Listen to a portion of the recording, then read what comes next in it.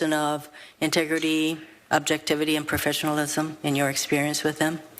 In all my experiences with him over the years, I've considered him to be the consummate professional and a straight shooter. Wray may not have read it or have any reason to doubt Mueller's work. One thing is for sure, House Democrats will be looking to poke holes into the integrity of the investigation. And joining the debate tonight on what to expect from Mueller's testimony tomorrow is Republican strategist and attorney Kenneth Vecchio and Scott Blakeman, political commentator. Gentlemen, we thank you both so much for being here. All right, Ken, I had my first question ready for you, but you reacted very quickly to the comments from Christopher Wray about not reading the context, the full report. Yeah, briefly on that. I mean, he's the head of the FBI. I would expect that he would have read the full report. Then again, he's got a superior staff that's beneath him that I'm sure sufficiently briefed him on it. But I got to tell you, this is legal lunacy. This is Congress on political crack in doing anything with Robert Mueller, in questioning him. Because, number one, he's only going to stick to that report. This guy knows exactly what he's doing. He's never going to deviate. Nobody's going to rattle him. And let's get real here. There is nothing to find. The Mueller report says 2 sections. Number one, that there was no obstruction of justice. It's not a prosecutor's job to exonerate. It's not a prosecutor's job to clear somebody. A prosecutor either determines to indict or to not indict. A prosecutor declines to prosecute, or a prosecutor chooses to prosecute. He chose not to prosecute because there was insufficient evidence. And I got to say this right now. 5 people walk into an empty building. 5 people come out of the empty building. 2 seconds later, a bomb explodes. The police and the prosecutor's office are going to investigate them. They don't find out which one it is. They can't exonerate anybody.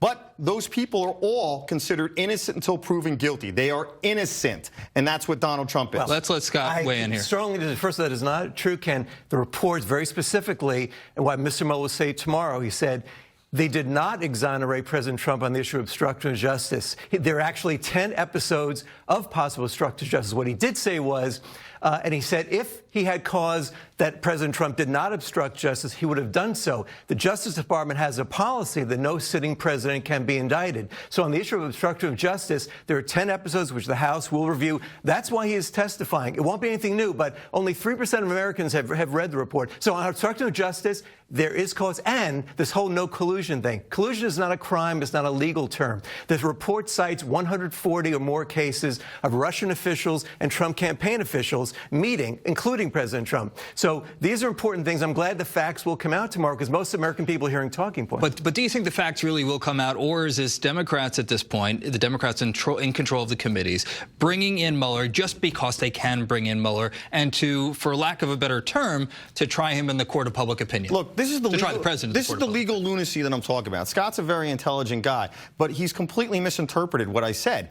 I specifically stated that the prosecutor cannot exonerate somebody. He cannot clear somebody. He either chooses to indict or not to indict, to charge or not to charge. He found that there was insufficient evidence for obstruction of justice. That's number one. Number two, with the collusion issue, he's correct. There is no such thing as the crime of collusion. You have to conspire with others to commit unlawful acts, in this case, to influence the election in favor of somebody or in disfavor of somebody. There was absolutely no evidence whatsoever that Donald Trump or anybody involved in his campaign committed any illegal acts in furtherance of a conspiracy. It's still not a good thing to meet 140 times with the Russians. But I will add this. The reason why he did not say that Trump was guilty about obstruction of justice, he said, to be fair, he said if he said he thought he was guilty of obstruction of justice, Trump would not have a day in court in which to refute those charges. So that's why he said that. It's completely inaccurate. And it's up to the Congress to decide. What you're saying is completely inaccurate. I happen to have read the entire report.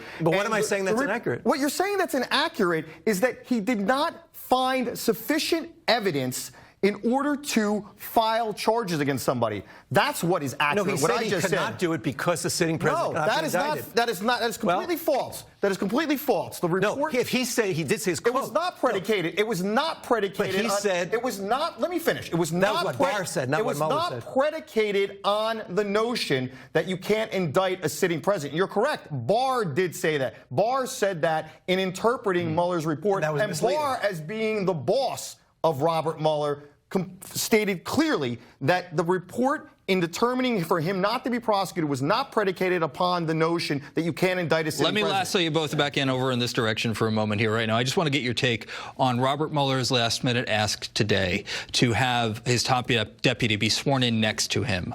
President Trump had said that this is inappropriate. It shouldn't be allowed. Scott, your thoughts? Absolutely. Virtually, he's very close to the investigation.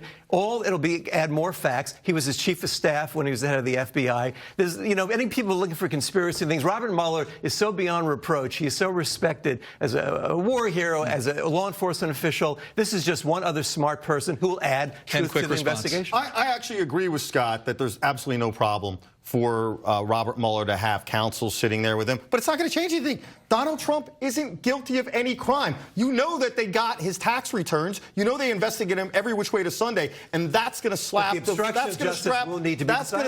far left in the face. All right, we have to wrap it up right there. Scott Blakeman, Kenneth Vecchio, thank you both so much for being here. Spirited debate. Great to see you guys as always.